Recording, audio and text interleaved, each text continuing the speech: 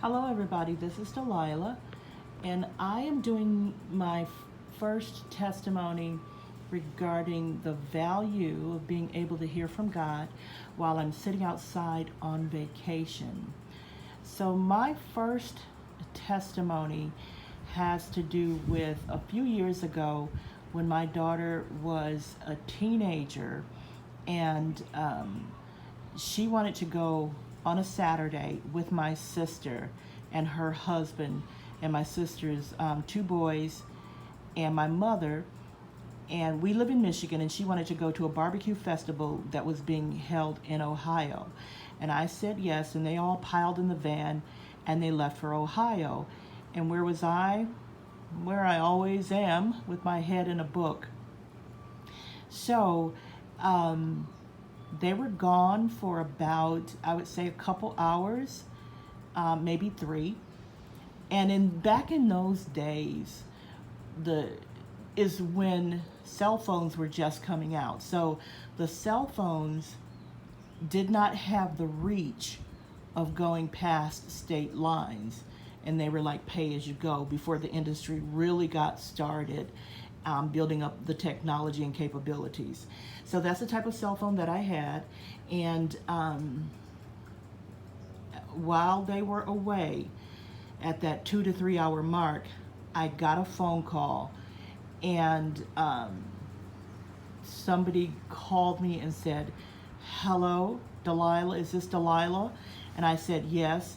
He introduced himself as the man from a local funeral home. And I was, of course, well acquainted with the funeral home because it was in our neighborhood and everything. So he asked me, "Is your name Delilah?" And he said my last name, and I said yes. And he said, "Do you live at 11689 Kentucky?" Yes. "Is your daughter's name Amanda?" Yes. And he said, "I am so sorry to be calling you today, but I am calling to try and assist you." He said, "We did get the notice about the fact that your daughter was in an auto accident while traveling out of state, and we're sorry that she has passed away. And we wanted to just get your permission to go and pick up the body." And of course, I sat straight up and I said, "What?" He repeated all the information, and it was still yes to every question. He said someone had called and reported the incident, and he was, very compassionate and very sorry for the loss. And I said, "What?" again. And at that particular moment, I knew what it was like when people suddenly lose their minds, when they snap, and when they lose their grasp on reality, because I was about to blank out on every single thing that was connected with reality. I was about to absolutely lose it. So at that particular point, when I knew I was about to lose my mind, because that's my only child, and I was pretty sure in life at that point I was never going to have another child, I was about to lose my grip, and I heard the voice of the Holy Spirit say, and I've never ever heard God be angry like this ever before, but I heard him say loud and clear, "Just go back to doing what you were doing." I mean, he was very, very upset. It startled me so much more than the fact that this man was telling me these other facts, these other things that he assumed to be true because he had gotten a report called in, a report that he thought was legitimate. And when I heard the Lord react that way and instruct me in that way, I began to assure the man, no,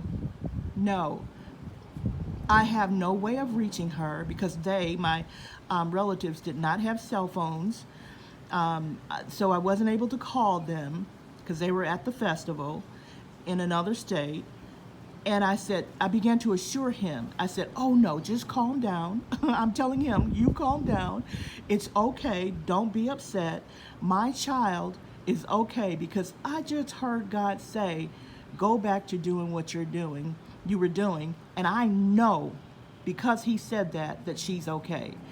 He apologized profusely, and he said, I'm going to go back and check and see if we can locate the person who called this in. And he said, I'm very, very sorry. He hung up. And I remember what the Holy Spirit said. He said, just go back to doing what you were doing. So I grabbed the book I was reading and went, this is